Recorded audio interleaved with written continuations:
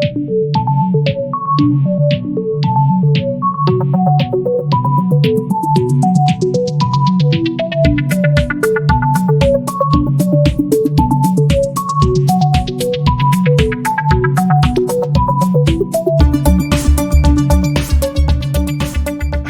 thought it was super important that after a crazy, fun, and long playoff run that we did a all Habs, uh, maybe a bit of hockey, post mortem. So I'm joined by friend of the show, friend of mine, Zach Kelly, amateur analyst from TikTok. What's going on, Zach? Not a whole lot. How about you, boss? I am happy to have you on. Glad we can finally link up. If For you're sure. on TikTok, you need to be following Zach, amateur analyst. Check him out. I'll make sure to link his stuff in the description. Um, you're a Habs fan, Long obviously. time. I've been a Habs fan since before '93, so I was lucky to see the last Cup run. Um, what did you think? Like, what did this playoff run mean to you? Let's put the final aside because it obviously didn't go the way that we wanted, but the whole run as a whole, what did it mean to you as a diehard? So I was born in 2000. So I haven't seen much success from the Canadians throughout my entire life. You can say the 2014 run, but that was a bitter end. So I wouldn't say that was really a woohoo awesome. Our team did really great. But this run, I mean, looking at our team, for me, the most important part of it was knowing that regardless of if we win the cup or not, this experience for our young core is the most important part. We've got guys who are going to be hopefully part of our core for a long time on this team. I know Romanov didn't get many games, but Romanov, Kotka, Caulfield, Suzuki, it was huge for all of those guys just being in that atmosphere and taking it this far. And something that I always say is a team doesn't win until they have a heartbreak. Yeah. The Lightning got swept by the Jackets, and then they won 2 cups. And that's how it is. And the next team coming up, I think, is going to be the Avalanche. The Avalanche has got a sick team, and they just had that heartbreak this year where they thought that they were going to go for it, and then they were stopped short in the conference finals, right? No, before that. Before that, yeah. Yeah. Yeah, the quarters. And it's something important, I think, is for having your core guys go through this tough break. And what a tough break it was after such an amazing run. Like, I think there's something to be said about I've noticed this in basketball and football, and they don't talk about it a lot in hockey, but a group of guys playing as a unit, playing as a team. A lot of hockey analysts across all of big media, small media, every market talk about the talent on the team. Everything is based on talent. The best talent wins, blah, blah, blah. It's all about talent. And this is not discounting Tampa's talent because they had $100 million worth of it. Okay. They were loaded to the max. And yes, that's a dig. This Montreal Canadiens team, by all accounts, has talented pieces, but they're not talent based. And, as much as we would like to jab at Maple Leafs, they're a talented team. Their forward group is incredibly talented. This unit played as a group. They were rolling 4 lines, and people forget about this, but the St. Louis Blues were a group that was like that. A couple of really talented stars, a hot goalie, and a group that played together, complete unit.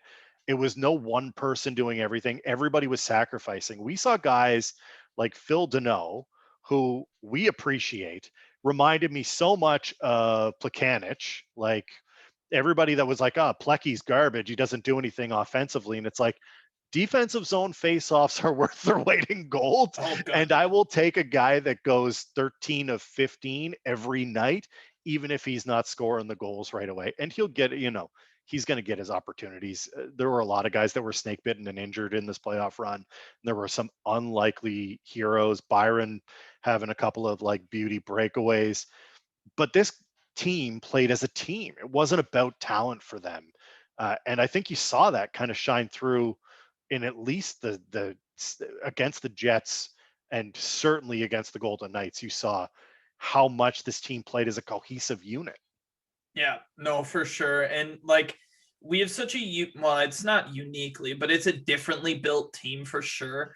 All of the top contending teams are built with your star forward, your star defense, your star goalie, and then the rest of the guys. Yeah. Where we are built entirely from the back out. And you saw that from picking up an Edmondson, who is a defensive defenseman, Weber defensive, Sherratt defensive. All of these guys are pure defensive based. And you take that right through to Phil Deneau, who I think was our best forward, hands down, even though he only had 4 points because he played 20 minutes a night. He kept Mark Stone off the score sheet for them. I think he ended up with 1 or 2 points. He kept Matthews and Marner to 1 goal. I mean, yeah, they lost Scheifele, but he kept Wheeler to, I believe, 0 points in those 4 games. And even like Kucherov had 3 goals, but like Kucherov's on a different planet. Like, even though some of those goals, I will say this, there's like, so Stamkos had 1, you have 1 in that final, and it was like the 5th goal on a team that was already beaten. It didn't, like, Carey was trying to come over to save that one timer. It was a dribbler in. It counts on the score sheet all the same, but like if we're weighting the value of goals, do you think, like, Stammer wasn't really celebrating it either? And I don't think that if he looked back, he would say this was a very successful offensive playoff for him. So, I mean, Deneau's value is there. I think that he may have priced himself out. I hope that he's willing to stay and take a French Canadian discount. But I don't know what it's going to be. Really interesting to see what happens. He is on the list of UFAs that I want to talk about because for sure, a lot of guys. Do you want to jump into some of the UFAs or you want to talk finals first? Because I think, when it comes down to it, you can sum up the finals by saying the Canadiens won through sheer determination and teamwork. And some teams you can't just teamwork your way through. And the Lightning are just that. I mean, yeah, you can technically, but the odds of us beating a team like Tampa, I don't think a single line matchup went in our favor. Tampa's lineup is sick all the way through, and their GM has done a great job. Yes, I think the rules should be changed, and I don't think that a team that is worth $100 million should be able to use $100 million team, but it's not their fault, I guess. Like, they played the game, and they took advantage of it. The games are played on the ice, and I feel like the rule was bent to the extreme in this case. I feel like it would be I would feel differently about it. First off, I want to say all the respect to the Lightning. I don't want this to come across as like I'm a super jaded Habs fan. Let me tell you how we got screwed by Bettman. No. Tampa was the better team, 100%. but they were better for a reason. And like it would be really unfair of me to say that they didn't have advantages that Montreal didn't. And if you told me Tampa was over the cap by $5 million, like they're at Alex Killorn over the cap, I don't look at that and go, oh, what a huge advantage. And again, that's not saying anything against Killorn, who's a fantastic player. I would love to have him on the Habs, but it's when you're the amount over they were over, it just felt a little bit kind of like, we're doing what we are allowed. Like, yeah, exactly. It doesn't feel like it's in the spirit of the game. That said, they didn't do anything illegal. So, and the owners, I don't think the owners are going to change it, to be honest with you. I don't think it's going to change. No, I don't. I agree. But yeah, that's about it for the playoffs. I mean, you can talk about the absolutely stupid Vasilevsky freaking. I think this is dumb.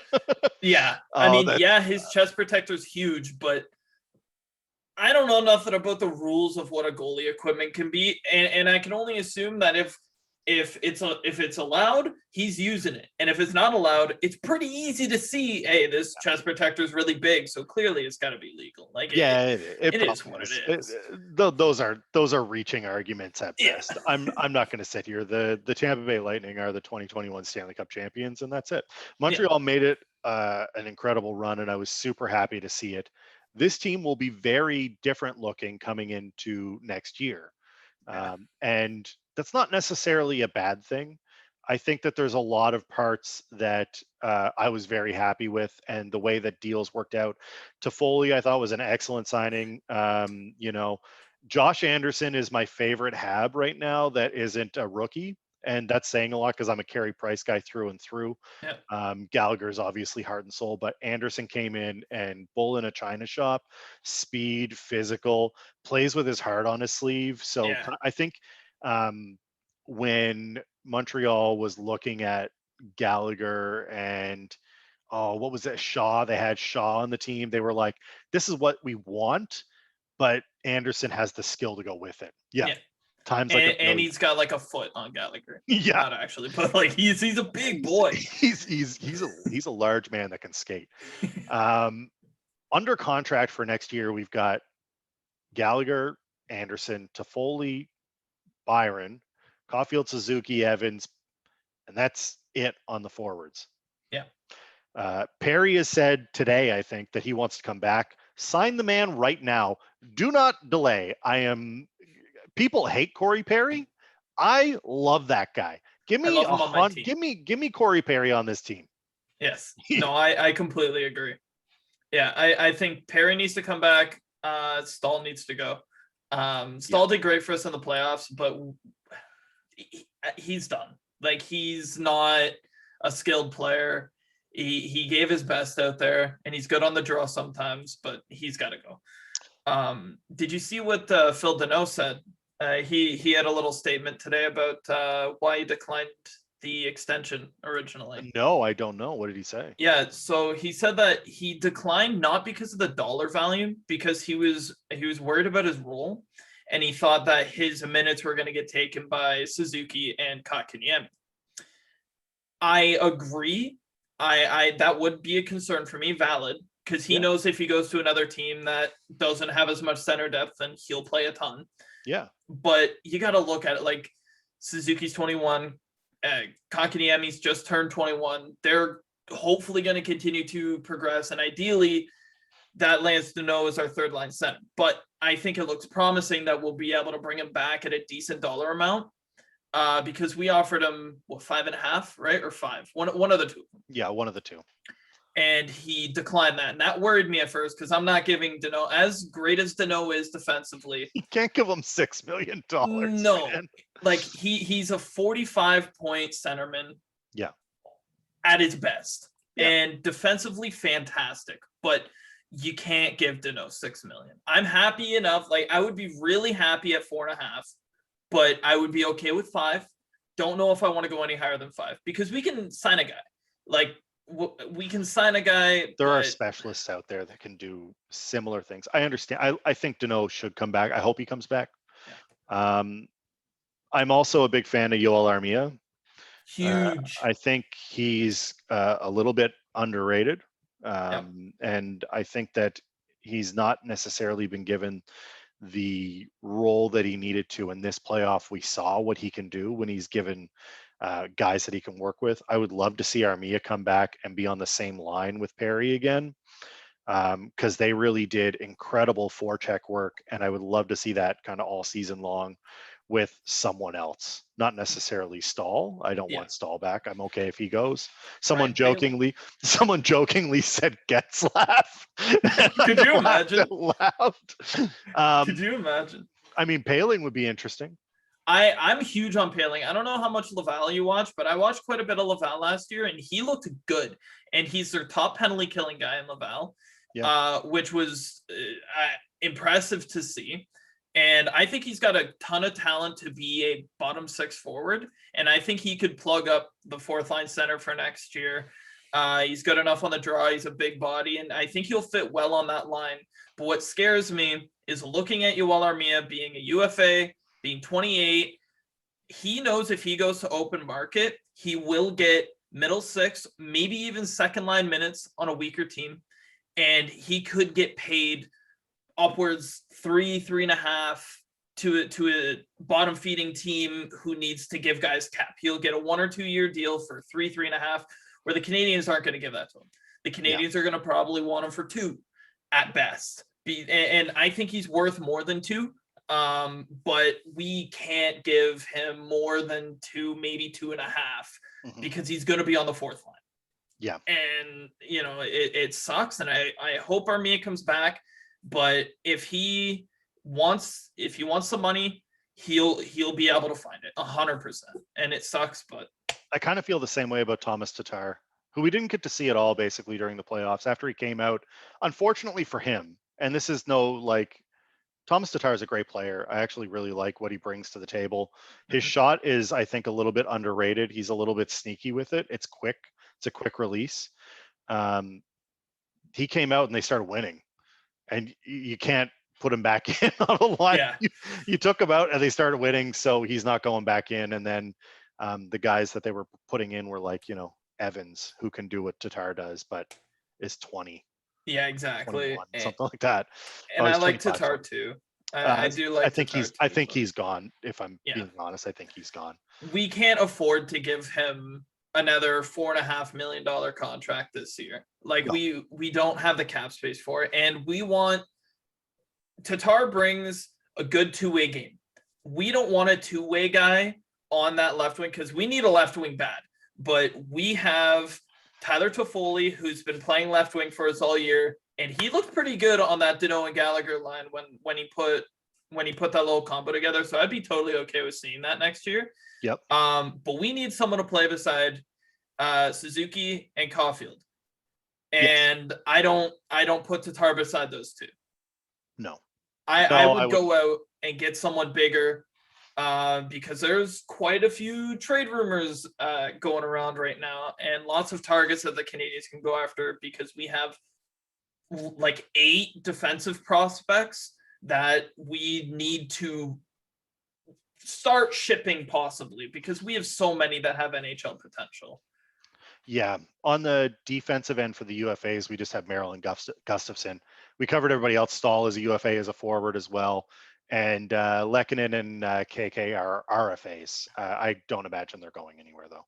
No, I think if we want to sign KK to what he's worth right now, he'll get 2.5. Yeah. But I would be okay with giving him 3 or 3.5 if he gets longer term. So if it's 2.5, 2 or 3 years. If it's 3.5, I want 3 to 5 years. Try to get a couple of years of a steal out of him. Yep. But then you're kind of taking a risk on him. And as far as Lehkonen goes, I think he'll get another similar contract. He's making what he made 2.4. I think he'll get another $2 million to 2.5 contract. Like, he's ARB eligible. I don't know how much he would get in arbitration more than what he would get from. He probably signs the deal. Big fan of our big four. I think Romanov fits in nicely as one of the young guys coming in, and then Kulak is signed. he's there. I mean, he's signed. He is there, but so is Norlinder. Yeah, and Norlinder is a huge piece. I think he has the potential to jump into the NHL next year. That's my little hot take. Is I think that Norlinder is going to crack the roster next year. He's so strong, like offensively and steady defensively. And I could see them doing what we did with Mete a couple years ago, is chuck him beside Weber. Don't play him every shift with Weber, but when he's out there, Weber's with him. Yeah. But you could also do that with Edmondson, Petrie, Sherrod, any of those guys. Right. I mean, there's a ton of prospects. We have so many, and that's why I'm saying we need to pick and choose and move on from a couple, because like Jaden Struble, Jordan Harris, those guys both have NHL potential. Gooley, Norlinder, Brook, Cale Fleury. Like Fleury's got a lower ceiling than the rest of those guys, but I think he's got to be a lock. He'll be an NHLer eventually somewhere. Probably a third pairing guy, but he's going to be an NHLer for sure. We have such a backlog of good defensive prospects that we need to pick and choose, I think. Yeah. And I think the only untouchables are Gooley, Norlinder, Romanov. Yeah. I'd be interested to see where some of these guys end up. I mean, I really have been waiting for Poehling to show up since he was drafted. Same. So I'm hoping that he pops up, and Norlander's a kind of a unique case because I think he probably ends up in a package if we end up talking about, one of the larger deals out there. I mean, if you're talking about your Tarasenko's, for instance, that you Yeah. postulated earlier, if that's out there in the ether, I think Norlander's part of that deal I because hope he's not. you're not giving up. You're not giving up Caulfield Suzuki. You're No, not giving up KK. no, And even if you were willing to give up KK, that's a bad idea. So don't do it. no. Don't Scott Gomez me, Mark Bergevin. Don't you dare Scott Gomez me again. I just had to watch Sergachev and goddamn Ryan McDonough play against me. Oh, let's get But rid of Ryan McDonough. We'll get Scott Gomez. He's just going to be the captain of the Rangers forever and win 2 cups with the Lightning. No big deal. no big deal at all. But like we have a lot of guys that I think could be put in that package before Norlinder. Like we have a Jan Mysak who I would be more than willing to throw in there. We've got a mixture of like lower potential kind of guys, but like a Harvey Pinard, Teasdale, those kind of guys could be talked about. And then Brooke and Fleury and both of the unsigned college kids. If I were throwing up a trade right now, I would say what's your Tarasenko offer right now? My current Tarasenko offer is going to happen before the draft. So we throw in the 30th overall pick. Mm-hmm. We throw in Jordan Harris or Jaden Struble, whichever one, because they're interchangeable for me. Okay. We throw in Paul Byron. Okay. We throw in another like roster player, I guess. To me, it would be Kulak is who I would also throw in there because he's good. He's worth the money, but he's kind of getting pushed out of our lineup. He's a low cap hit. Yeah, exactly. And then if they're wanting more, then we can throw in a couple of these, either a couple of our picks because we have 2 seconds, or you throw in a Mishak, you throw in Cameron Hillis, you throw in one of those guys. Let me throw in an interesting name here that I don't know if it's crossed your mind. Do you throw in Jonathan Drouin to give him a fresh start away from the Habs? I would, but I know you were saying that you've got an interesting take on the expansion draft stuff. I've got a pretty interesting take too. Mm-hmm. I want to see him go in the expansion draft. I love Jonathan Drouin, and I don't think his skill is. He showed how incredible of a playmaker he is this year when he was on early on. I don't know what's going on personally. I've heard rumors. I'm not here to engage in the rumor talk. I hope he gets well as soon as he can. I think that if he could ever figure it out in Montreal, that would be the place that I'd want him to do it. But from a human level, I think that the reality is it is not the best place for him. No. I think he needs to go somewhere smaller market, not Canada. Seattle might be the place for him. I think if you're going to move on from him, send him to Colorado, send him somewhere where he can blend in nicely. But I think that he needs a fresh start. It's a lot of pressure that comes on. And I saw Drouin a lot because Drouin played for my Halifax Mooseheads. Yeah. So I saw his entire junior career playing with McKinnon. I got to see him win the Mem Cup. So I get to see a lot of Drouin, and I know how fast and electric he is, but he just needs, I think he just needs a fresh start. Yeah. He needs to go somewhere else. And if I'm Seattle, like I would be asking Montreal, because if Montreal protects him, like obviously the GM's gonna think from a hockey standpoint for this, but could you imagine how disrespectful it would be to guys like Byron or Evans if Drouin gets protected before them? Like, I have a hard time thinking that Drouin's going to be protected here. And if I'm Seattle, I'm approaching Montreal and going, hey, can I want to reach out and talk to Drouin to get an idea if he's playing next year. Because I have a hard time thinking that if Seattle sees a Jonathan Drouin open, he's making 5.5, but it's only for 2 years. Like, I have a hard time thinking they pass on a Drouin. They have to get to the cap floor. Exactly. You're going to have to take guys that are caught that are going to be cap hits. They're going to have. Drouin's only 26. He'll be 28, 29 when this contract expires, and then he's primed up for another long-term deal, and it might be at a lower dollar value. So I mean that's do you want to hear my interesting take on this expansion draft? Yeah, go for it. I think you expose Shea Weber. Ooh. So he's the captain. I totally understand that, right? He's 35 and everything, it's not going to happen. I know it's not going to happen, and I don't necessarily want it to happen. But if I'm thinking from a future point of view, like this is future Habs fan Dave looking here going, I need this to be the best team for the longest. Weber's got term. I mean, he signed until 25, 26. He's 35. Okay.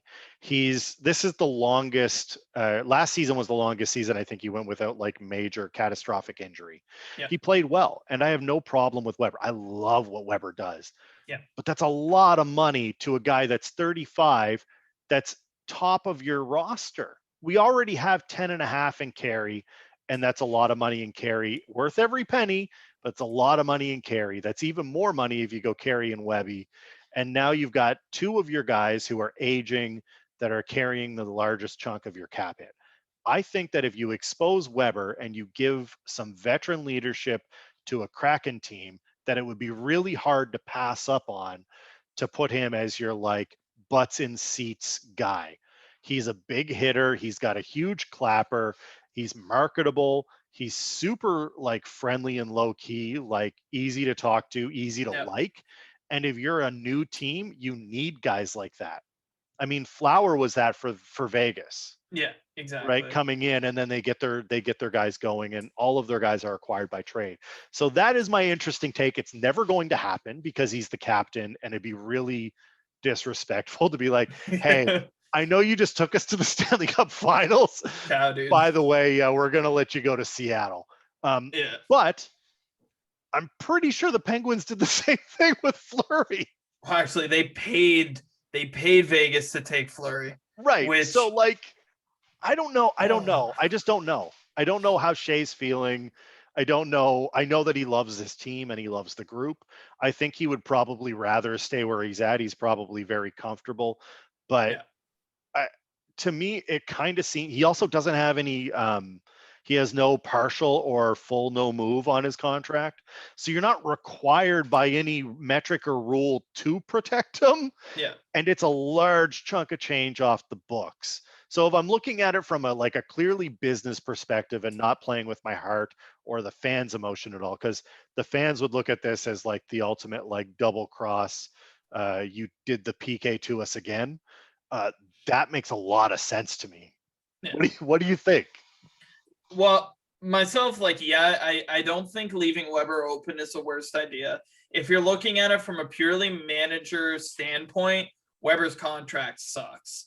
Yeah. Like for a term, it sucks. And he doesn't seem to be slowing down too much because he never really had a step to lose. Yeah. But I do think that his play will more or less keep up, and it is worth a lot of money, but it's not going to be a contract that we go, man, I wish we didn't have that. I don't think anyways. Yeah. But with my plan for the expansion draft, what I would do, I would go for the 8 players other than 7 forwards and 3 defense. Cause who do we have to protect on forward? We have Gallagher, Anderson, Toffoli, Kotkaniemi. Caulfield doesn't need to be protected. Suzuki doesn't need to be protected. And the rest of them, Evans would be nice to protect, I guess. Danault would be nice to protect, I guess, because Danault's basically our only UFA that I think that has any sort of a risk of being taken. Yep. Other than that, no one's going to take Lehkonen. No one's going to take Armia because he's risk of going to free agency. Byron, I would be okay with them taking Byron. I love Byron, but I don't love him at 3.4. Yep. And then you can protect our top 4 defense. Weber, Petrie, Sherratt, Edmondson, all locked up. Yeah. And then you don't have to expose any of them, because if not, then you have to probably expose Sherratt, who would be the last guy. Sherrod, I want to get extended. I think he should get So do I. another couple of years, but But if you had to choose between exposing Edmondson or Sherrod, which one do you expose? Edmondson. You think so? Yeah, Edmondson is a great player, and he's younger, which is the like upside. He's also signed longer term, but I think Sherrod does something unique for the team. He gives you an edge, and I think every team needs that. There's something about hockey right now that there's many teams that don't have an edge. Everybody, like if you look at Edmonton, top two heavy, okay, where'd they go? They're gone. Yeah. First round exit. Yeah, exactly. Bye. Right. If you look at Winnipeg this year, they were a little gritty, but not as gritty as they were when they had Bufflin, which is when they were in their like peak jettiest jets. Yep. And if you look at Toronto, they specifically brought in Wayne Train to give them some of that edge. They have, I mean, obviously they have Jumbo and they have some of the other guys that are, doing those things, but there's guys that are specifically brought in to be gritty, and the teams that can do it well. I mean, the Lightning have Pat Maroon. They have Pat Maroon. Do you want to know the greatest part about the Pat Maroon contract? He has a partial no move. Who's calling you for him? Come on, really? He's like, give me a no move, and they're like, okay, Pat. Sure, man. If you want.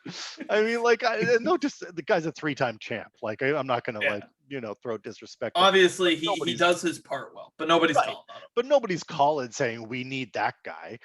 Usually, you find them on your fourth line. So I think that Sherratt is just uniquely positioned to be mean, and you saw it on a lot of the broadcasts where they were like, when Ben is mean, the team is better. And when he comes in and he's got that, like, him and Anderson, when you have that defensive pairing out and the Anderson line out, it is not fun to play against. And I think it makes people make decisions they don't otherwise want to make. Yeah. And that's when you have someone like Caulfield, who's got a laser of a shot, and it's going top biscuit. So I think that Sherratt will be the guy I protect. Edmondson is a great defender. He's a solid defender. Like, nothing but class. I love the guy. I think that we should keep him.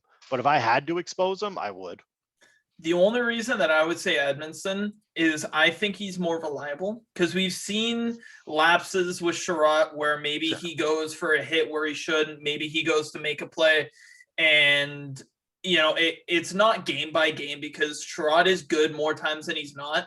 But when he's not good, he's not good, because he plays a ton of minutes. And if he's not on his game one night, it looks bad. Like, I think it was game 1 against the Lightning. All 4 goals, or 4 out of the 5 goals, had something to do with Sherratt. Failed to clear, failed to smack it out of the air, went in off of him, and it seems to happen to Sherratt more than Edmondson. And I value in your stay-at-home defense is to be more reliable than not, but Sherratt definitely will come out and be a difference maker, where Edmondson, you never say his name. And that's exactly what you want from a defensive defenseman, is to never say his name.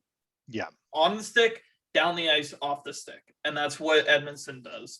But they're very interchangeable. There's a reason they make the exact same amount. Yes. Yeah.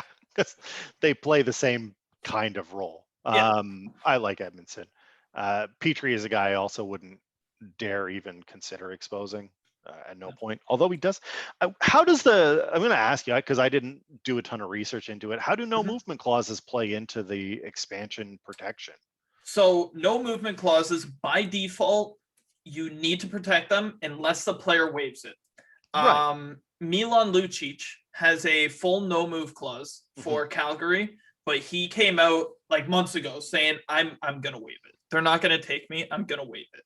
So then you don't have to protect him. But by default, if you have a full no movement clause, it is up to the player whether or not he would like to waive it for the expansion draft. So Brendan Gallagher and Jeff Petrie by default will be protected. Neither of them are going to waive, and we're not going to ask either of them to waive. No, the reason I asked is because there's a really funny scenario playing out with the team we just lost to. Oh man, is there? Where Nikita Kucherov, Steven Stamkos, Andre Palat, Yanni Gord, Tyler Johnson, Alex Killorn, and Pat Maroon, who they hilariously gave this all to, all have a partial or a full no movement clause. So there's a couple of no trades, a couple of no movements.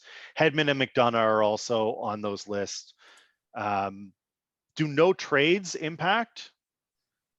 This is me sort of learning about the expansion draft because I only have like partially paid attention to that class. So I think if you have a no trade clause that I believe the expansion draft works as if it were a trade.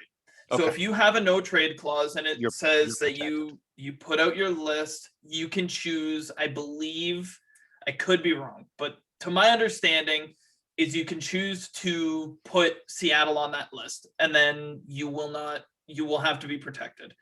And I think something interesting is there are requirements for a team to what you have to leave open.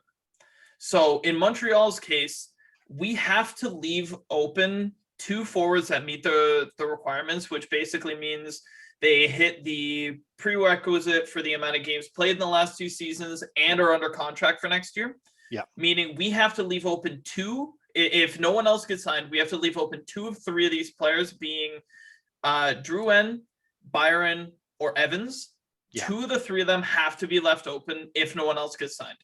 Looking at Tampa, there's a funny name in here that I feel like they might want to protect, but they can't because they don't have the space to protect unless someone waives.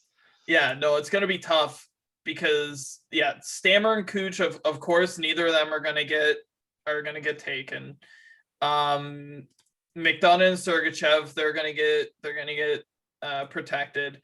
And then as far as players that they have to leave open, they have to leave open 2 of either Point, Palat, Cirelli, Gord, Cirelli, Johnson, Killorn, Maroon, Matthew Joseph.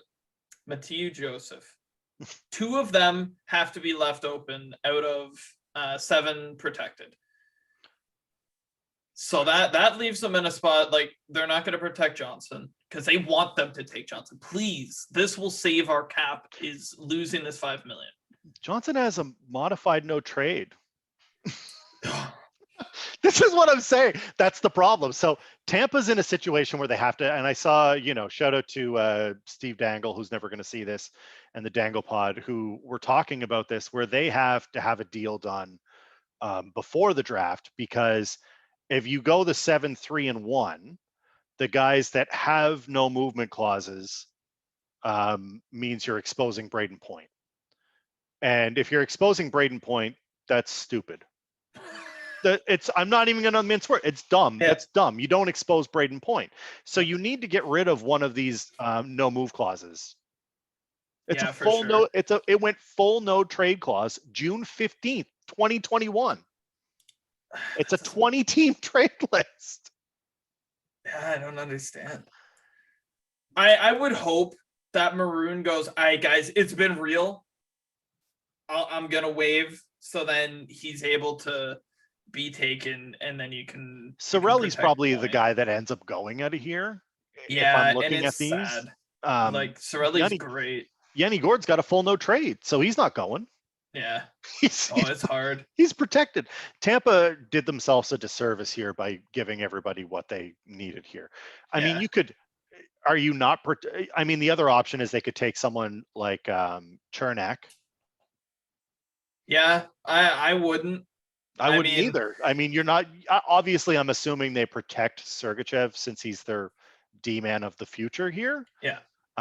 But I wouldn't take Chernak. I would probably take whoever is exposed on the forward line. You're going to get a good player. Yeah, whoever you get is going to be good. It's going to be probably either Cirelli or Tyler Johnson. One of the 2 of them will get taken, and it'll probably be Cirelli. It's tough because if I'm Tampa, I want to protect Cirelli bad. He's only 23. Yeah, you don't want you want to get rid. You want to trade Tyler Johnson right now to someone. Yeah. You before the draft, you want to trade Tyler Johnson and whatever's left of his deal. What's he got? 3 years?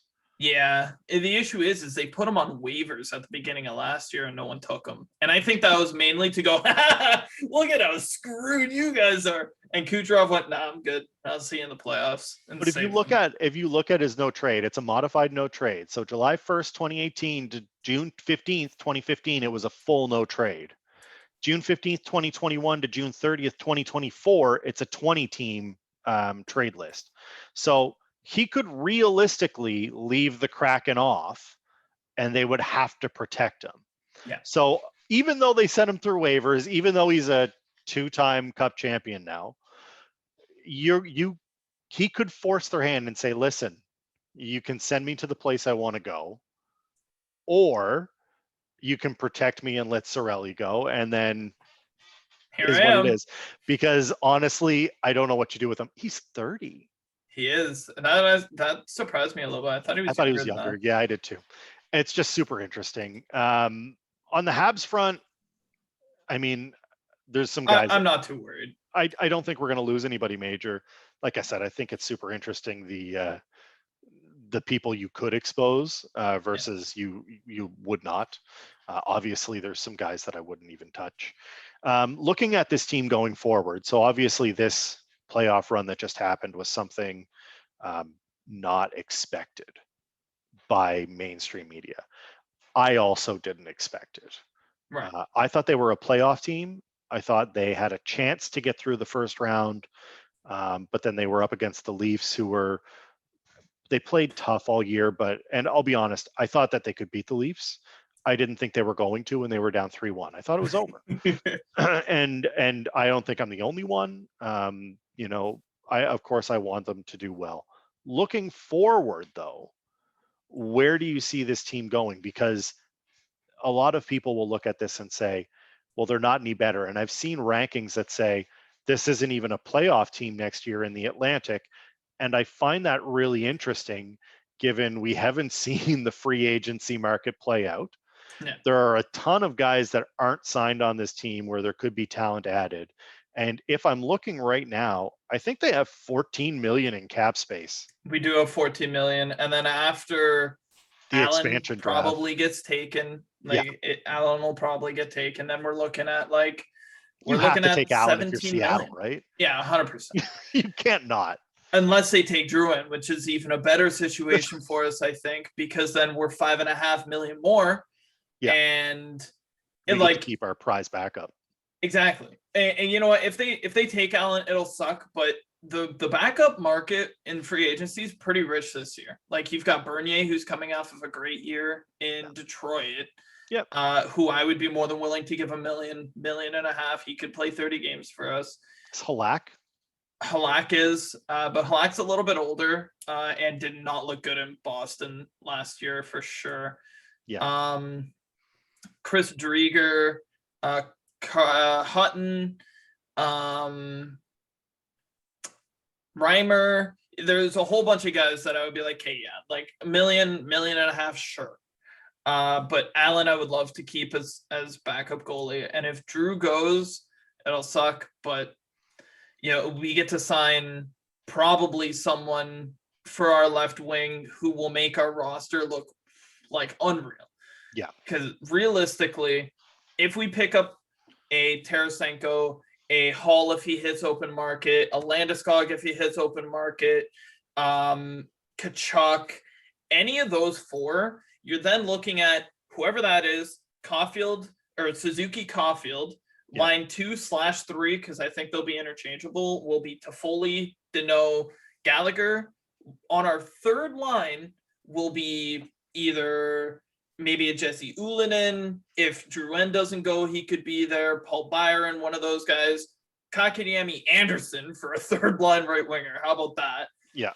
And I think that's a deadly looking top nine if we add a number one bona fide left wing. Yes, I know Tarasenko's had injury troubles. He's a 40 goal scorer and he's not old. He'll come back from it. And if the reports coming out that it was, the way that St. Louis handled his shoulder injuries being the problem, then maybe he's not gonna be that bad off. Like, he's rusty, maybe he hasn't played in 2 years, basically. But if it takes giving up a couple of roster players, a couple of prospects, and a pick to bring him in, Yeah. 7.5. Like, I have a hard time thinking that we're going to walk away without picking up a left winger.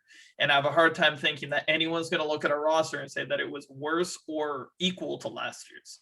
Yeah. I mean, there's a lot of guys, like you said, there are a lot of guys that are on this, the goalie free agent list, that are kind of interesting to see. There's guys that I think I would be fine to take a flyer on.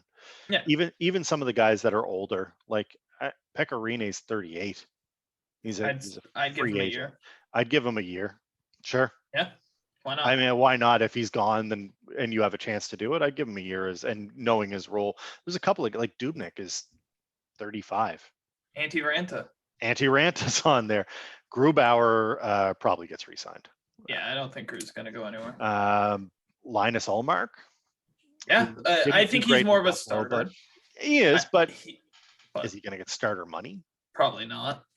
I mean, there's just a lot of guys. There's a ton of guys that are there that have the opportunity. In worst case, we can finally give Caden Primo some games and see what he can do. I think going back last year, I think Bergevin said that he wanted Primo to have some like 300 AHL games before he comes up to the NHL. Like, that makes a ton of sense. It does. That's a lot of time down there, but goalies take longer. And I'm fully okay with being patient because we have Price. It's not like we're like, okay, we need a goalie right now. Yeah. Because we have Price.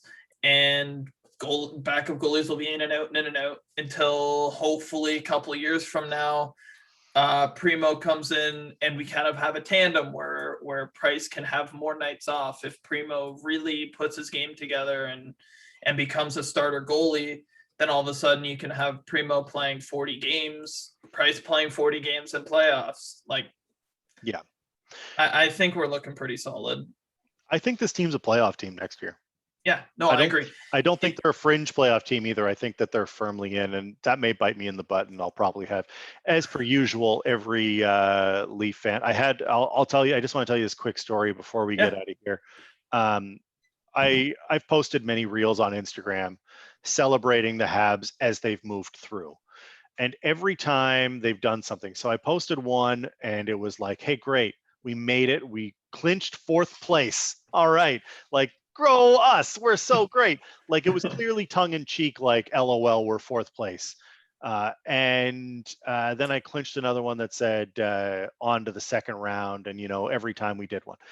Every time I post one, there was always someone that would come in and say, whatever, Leafs in 4. I had one that came in. I had someone that came in, Leafs in 4. And I have some loyal listeners that clapped back and they were like, I don't know what you're thinking. Anyway, literally disappeared for 3 rounds after the Leafs lost. Okay. Literally didn't say anything.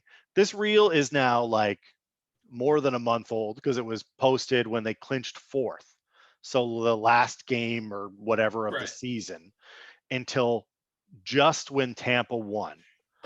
And he comes back in and he's like, sup. And I'm like, and I hate you. You've been dead for 3 rounds. What are you doing? So there will always be someone that comes in and claps, just so you know. The haters. Oh, 100%. It happened to me on my live. I was live streaming the final game when we had lost. I posted a video earlier that day, and it was of the trend that's going on with the little. Yeah. You know that? Yeah, and I said, me knowing I'm not going to get spammed with brooms tonight because we're not getting swept. Easy, we're not getting swept. End of the game comes, bombarded. I said a new listener high. I had like 79 people in. I had poor Phil Sens was the only one in there that's got moderator, and man, he was getting his work cut out for him because I'm like, I don't care if I'm getting spam right now. Like, I'm not one to mute people, but I can't read the chat. Everyone's just hitting me with brooms, even though we didn't get swept because I brought the attention to the broom, and I just got owned by it. I think he muted literally 14 people that night, and it was unfortunate. But I think this team's a playoff team. I think that going forward, looking at everything that I know about the Habs now, and seeing how they played, pending the right moves. I mean, obviously, if they bring in a bunch of scrubs and Carey gets hurt, and Petrie and Toffoli and Gallagher, and which is my favorite comment ever, is that they were the 18th place team in the NHL,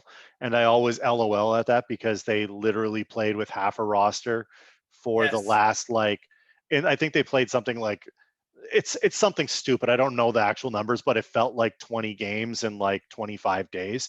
It was unreal amount of compression. ridiculous. And people are like, look at these guys, they're a bunch of scrubs. And then all of a sudden they get the entire team back and they look like they did in the first half. Yeah, and I think the only hard part is how good the Atlantic looks. Like realistically, if we sign or acquire a top line left winger, I think we're a better team than the Florida Panthers. I think we are neck and neck with the Bruins. They've got a fantastic team. They've got a great line, but Bergeron's getting older. Arask is getting older. Their defense isn't quite up to par. I mean, McAvoy's fantastic, but their defense isn't quite there. And I think the only two teams that are like marginally above us as far as like probably success in the regular season goes is going to be Tampa and Toronto. I think they're going to be locked 1 and 2. I'm gonna say this right now. Tampa's in a world of hurt, and if not for their stalwart goaltending, they're going to be in trouble. Boston is in a bit of a weird position where they're in a sort of rebuild, but they're still really good. Yeah. It doesn't make any sense whatsoever. Yeah. They're like, yeah, we're rebuilding. And you're like, you're in the playoffs. And they're like, yeah, it's a playoff rebuild year. You're like, what? Yeah. And we just got Taylor Hall. So rebuilding. So Detroit is, I think we're better than Detroit. Yes. Ottawa is going to take a step, and they're going to be tough to play, but I think we end the season with more points than Ottawa. Yeah, they're not quite there yet. But they've got a lot of promising guys coming up. Buffalo, I heard, already conceded the season, so we'll be better than Buffalo. Yeah, I would hope so.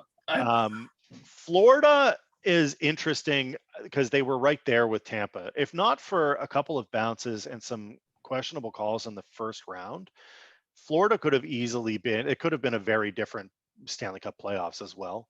Yeah. But Florida is a good team. So I think that Florida's there. Boston, again, is rebuilding. Tampa's got a lot of cap issues that comes on. Toronto's the only team that I look at and I'm like, yeah, they'll be there. 100%. Yeah. They're like, I look at Toronto, I'm like, well, what are you losing? Marner? Oh, yeah. Gonna have to deal with a lot less over the glass penalties. So like, I think that Toronto is probably wins the division or comes close, and I think that Tampa pushes, but I don't think that they're the top of that division. I think they take a step back. I'm gonna go on record right now and saying they don't three-peat. If they do, I'll eat my hat. It is what it is. I have no issue with that. And if they make me eat my words, that's fine. So I think Montreal's probably in that 3-4 spot. I agree. Yeah, and it also depends on how Tampa does this offseason, how well they can finagle their way out of this, because not only are they losing players, they're still over the cap. Yes. Yeah. So they've got a lot of work. That's what I mean. They got a lot of work to do, and it's going to be tough. They only have 33 contracts signed out of 50. I know. And they're at 85 million. Yeah. And they're gonna break even after the expansion draft, but they still have a guy on LTIR as well. So do they? Oh yeah, their goalie, right? Yeah, Anders Nilsson. Yeah, they still have a guy on LTIR. Oh, he's a UFA anyways, so he doesn't. He'll come off. Yeah. Yeah, but like it's gonna be tough because they're gonna lose David Savard. They're probably not gonna be able to sign Cal Foote. They're going to lose Barclay Goodrow and Blake Coleman, who are huge pieces in that team for the playoffs. Someone will overpay for them. Yeah. Unless Goodrow goes to Toronto, he'll take a hometown discount, probably sign there for $1.5 million, which I'd be okay with because I don't know if you're into hockey cards, but I have a Future Watch patch auto of Barclay Goodrow. Nice. Yeah, it would be nice. Well, we'll see if he takes off. Yeah. Zach, this has been a lot of fun, man. I'm glad to have you on. We'll absolutely do it again. Let the people know where they can find you making your fun content. Yeah, so I'm all over TikTok. I post daily. I've been doing it for 5 months now. I just hit, I think, 1,350 something followers. I'm on Twitter and Instagram, but it's same alias, amateur analyst. I don't use them very often, so mainly just TikTok. I might get Twitch going sooner than later. Might get YouTube going sooner or later, but mainly if you've got TikTok, check me out there. Amateur analyst. Hit up amateur analyst on TikTok. Thanks for doing this, pal. No worries. Thanks for having me.